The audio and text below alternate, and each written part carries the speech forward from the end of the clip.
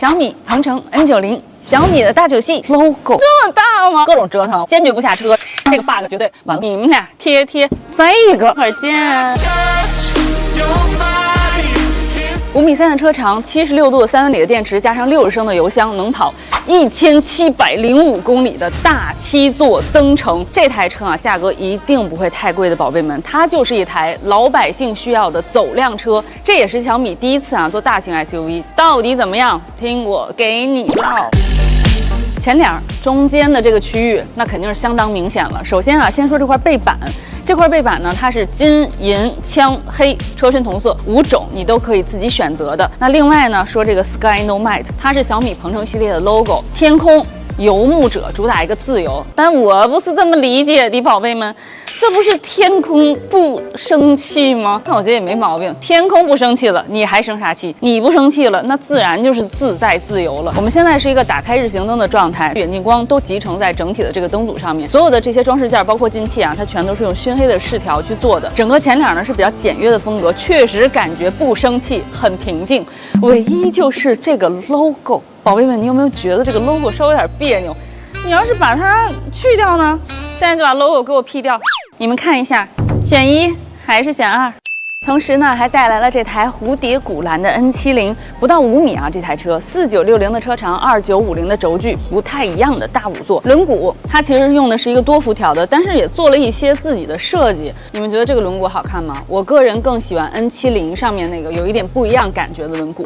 這個應該是高配車型啊，所以它還是一個鳶氧台，前面是255、45、221，後面是265的輪胎。我們這台車的感知元件上面激光雷達是一個鵝卵石的形狀，然後下面這兒啊，你看它寫 Sky Nomad。現在我們這個車門呢，電動門對吧？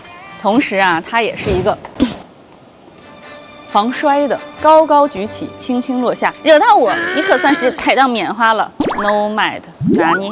側面大家感受一下這台車的體量感，3080的軸距。另外，它這個車頂的線條啊，其實是有一點往下滑的，但也是相對平直的一個感覺。所以整體呢，這台車給你的感覺還是挺方正的，有大9系的傳達。剛才咱們說前面電動門對吧？後面也是電動門。這門這麼大嗎？它後門的打開方式基本上已經是90度了，那你上下車就會特別的方便。這個內飾一會兒咱們進去好好看啊。那另外就是也是防摔的，它這個門把手呢是一個機電双控的門把手，你一摁它是電動打開，你輕輕一摸呢電動彈開，你使勁一拽，它是一個機械的門把手，所以等於是一個機電雙控的狀態。側面我們後排的3排的都是隱私玻璃，車尾算是比較方正的一個造型。它現在這個尾燈其實我覺得還是有點竖梯跟預期那個意思，只是它變成了一個方形的诠釋，支架輔助的小藍燈在這裡，這塊其實就是车身同色的，所以大家看這個位置，你可以想象一下，如果前臉啊，你把那塊大板選成车身同色的，大概是一個什麼效果？那我們現在終於要去看看車內了。這台車的車內4個字來形容，絕不一樣。你沒見過，大有乾坤。當然也可以是平平無奇，看完了你來做決定。等咱們看完這台車啊，你們就會明白為啥我說這台車不會特別貴，因為很多的那種，哎呀，搞得挺精緻的那種，它都給你省掉了。但同時啊，它還保留了，就像當時這個螺口第一次被小米帶進汽車裡一樣的這些創新的內容。我們前面有一塊大概這麼大的液晶顯示屏幕，剛好就被卡在這個方向盤的裡面。方向盤，我覺得大家肯定要吐槽了啊，因為它不是正圓的方向盤，它是有一點異形，雙色的皮質的狀態。你的空調的出口其實在這兒，你直接通過它可以上下左右的調節和關閉，它用那種暗暗的紋路給你做出了不靈不靈感覺。同時这個座椅的調節按鍵也是這樣的，它這塊沒有開門的按鍵，它開門也是靠這個拉手直接一拉，然後電動門就打開了。它給你做了2個空間轉換的按鍵，就是一會兒我們要重點去搞的內容啊。另一個讓你會覺得有點吃驚，但是不會特別貴的點就是鏡子，看沒？正常咱不都應該是 LED 那種，啪一打開賊大調光，對吧？這就是一個 LED 的卡鏡，很普通。但說實話，如果這台車的價格夠美麗，給了我一個比較好的這種氛圍、比較精緻的感覺，這些細節上去給我減點錢，我是絲毫不在意的。咱們現在去副駕看一看呢。放心，我不下車。今天就在這車裡各種折騰，我就主打一個堅決不下車，然後就給你們展示各種功能。看這中央扶手沒有？它是可以往後推的。那我們不就可以輕輕鬆鬆的跟主駕獲得一個比較親密的關係了嘛，对不对？但我現在發現一個極大的 bug， 你看看我的這個根兒，你能拍到嗎？我真的，我跟你說這個 bug 絕對，我跟他過來的時候，我的根兒直接卡在，我真的。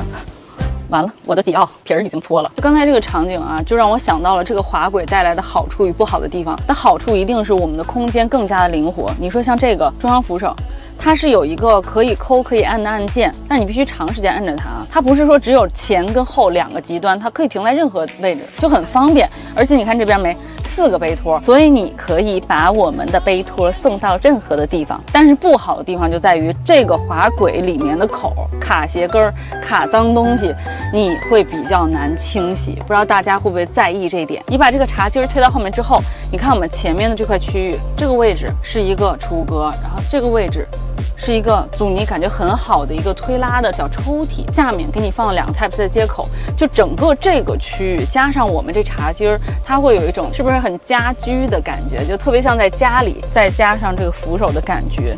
你把這個一打，這只能說是這台車的其中0.01種打開方式。朋友們，這兒還給你有一個精緻的小掛鈎，下面手套箱機械打開的，也沒有給我們搞什麼哎呀帶密碼鎖的這那個的。另外就是這個天窗手動的，這個手動空調手動卡鏡，光這幾個東西我們是不是已經很久沒有在一台大9系的車上看過了？它的功能都給你了，但是它的打開方式就在告訴你，我會把錢給你省下來。當然我希望小米你真的是把錢給我們省下來啊，不要最後給我們搞一個很高的價格，讓我們老百姓都搞不起。但現在我通過這幾個細節，其實我對這台車反而是加了一點點好感，就是因為我覺得這些東西其實就是可有可無吧。那不知道大家對於這個前艙的滿意度如何啊？這還是剛剛開始，現在這2個座椅它是可以180度旋轉力開轉。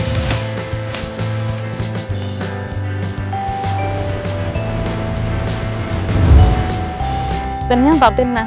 現在啊，我們是一個4人對坐的這麼一個狀態啊。這輻射拿下來，關一下門。哎，空間太大了，關門還得往前夠一下。這邊它有一個燈，摁一下，它是這塊燈跟這個頂棚的燈一起亮，再摁一下是頂棚的燈滅掉，它亮，然後再摁一下才能把它關上。我覺得這個邏輯稍微有點不方便，應該是我一次性就解決問題。遮陽簾也是有的，3排的遮陽簾也是有的。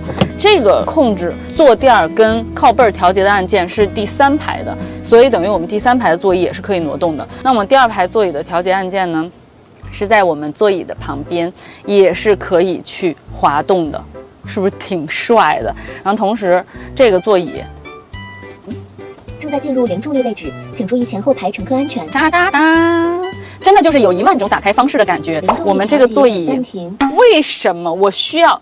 哦，我懂了，是不是這個座椅現在轉着的時候，它是沒有辦法打開零重力的？應該是這樣，對吧？應該是每一個動作只能打開一個動作。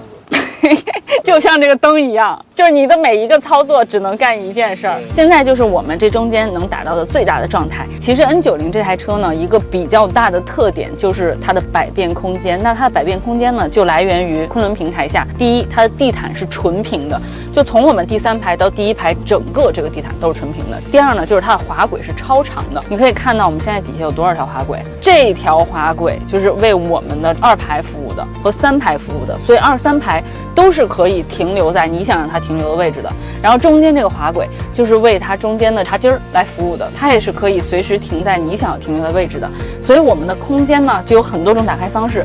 比如呢，現在這個呢，其實你還可以把我們的2排座椅往前，就只有你想不到，沒有你調不到。雖然你在它對坐的時候調不成零重力座椅，但你說咱能不能這樣吧？你現在調到2排座椅最往前了，對吧？最往前，我翹着腳啊，不粘它這座椅。這個2排座椅跟前排座椅又形成了一個貼貼，這個車就是貼貼之車。你的主副駕貼貼，你的這兒貼貼，你們倆貼貼，2、3排貼貼，你想怎麼貼怎麼貼。這邊給小米一個廣告詞啊，小米鵬程，想怎麼貼就怎麼貼。所以說一切這個空間百變的狀態，其實都是基於剛才說的純平的地台、超大的滑軌所打造出來的。我覺得這個也是 N90這台車呢區別於市面上所有大6座、大7座車型的一個特點，它給了你更多不一樣的玩法。那比如說寶貝們，我現在整了一個道具啊，這個道具呢也是比較的簡單粗暴，這個2個碗剛好就插在我們2個杯托裡。所以你可以给它插在，你还可以再買一个，把它插那边也是可以的，因为，它就是这么的粗暴。你如果两个拼一起，咱们4个人就可以打掼蛋了。这边有一个冰箱，你可以在这拿点饮料放在桌子上。因为小米做这些车辆功能化拓展的配件还是顶呱呱的，这个没毛病吧？没得黑。所以我觉得不光是这个桌子啊，后面它针对它百变的空间，应该会给我们提供更多的玩法。那这边除了一个冰箱呢，上面还有一个屏幕，这有一个小宝贝一直在陪着你。吸顶屏，这个就是你们家小米電視遙控器，跟我們車裡這遙控器是通用的，所以如果你用米家的電視，這個也是可以的。那大家感覺一下，你閨女坐這兒，你兒子坐這兒，你閨蜜坐這兒，你老公坐後備箱，哎，開開心心，是不是覺得這種打開方式也是很爽的？它有很多種不同的空間模式。那還有就是我這個座椅調到最後，然後這個座椅靠背直接折下來，那我就可以沙發躺，或者呢就是把我們這個座椅正回之後，這兩個座椅同樣都可以零重力的展開，這個腿托也是可以單獨展開的。那我們也可以2排座椅調到最前面之後，再把2排座椅的靠背放倒，然後我們坐在3排。也是可以的，你可以把它簡單理解成你擁有一個可以旋轉的前排座椅，可以零重力和各種躺贏的2排座椅，可以貴妃躺的3排座椅，並且其實我覺得這台車還是有一些細節挺打動人的啊。就比如說我這個2排座椅的位置，如果我們放在正常位置的話，這個扶手它就像沙發扶手一樣，對吧？那如果像我們剛才把這個2排座椅調到我們的最後，去擁有最大的這個中間的空間的時候，你們看一下3排的這個扶手，它剛剛好，它就變成了我2排的扶手。也就是說，這個位置它移動的每一個點，我覺得它還是都給你想好了，坐到這兒之後到底需要一個什麼東西。另外，寶貝們啊，就是我2排座椅在最往後的時候，我的3排座椅是一個什麼狀態呢？3排座椅它是一個這樣的狀態，給你的後備箱留出最大的空間。那麼是多大的空間呢？感受一下啊，大7座車型最大的後備箱空間，你們感覺一下。如果說剛才那個用不上的話，這個怎麼樣？大家是不是應該能用上了？你現在把2排、3排全部都貼到最前面，你就能得到一個這麼大的後備箱空間，而且它整體的這個高度也是還不錯的。另外啊，你座椅的折疊調節這邊可以控制，220伏的電源還有12伏的電源都給你準備好了。一會兒見。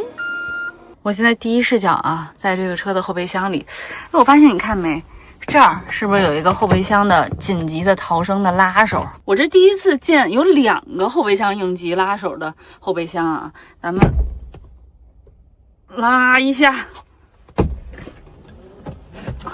你們知道是為啥嗎？就我感覺啊，你要是這兒放了一堆東西，其實你底下那個應該是你夠不着的，你怎麼這是要死了要逃生了，現在搬東西這事兒是不是太離譜了？所以他在上面做了一個，還可以，反正以我之力是可以正常逃生的啊，朋友們。基本上這個車大概就是這個狀態了，大家覺得打幾分呢？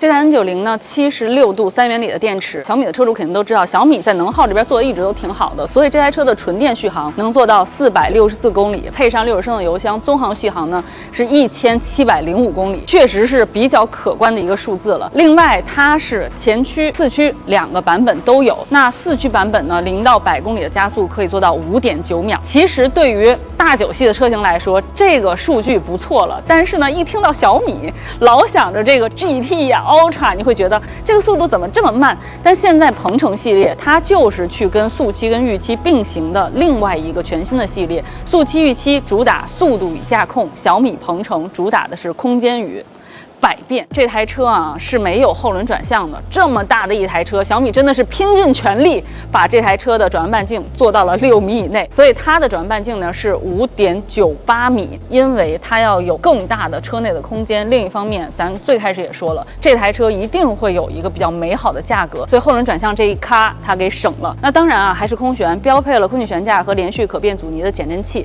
前面雙叉臂，後面是 HB 的多連桿。然後今天呢，我看了一下它那個平台架構，它它是把它空簧那个大桶给你放在了 HB 的那个 H 里面，然后它把减震器的桶跟空簧的桶分开了，所以这样的话呢，确實讓我們輪包的位置更節省了，也就是說我們也可以擁有一個更大的車內空間。就它一切的整個車平台架構的設計和規劃都是為了車內空間來服務的。我覺得這可能也是鵬程的一個特別本質的思路。這台車反正甭管你喜不喜歡，它必是一個大爆款。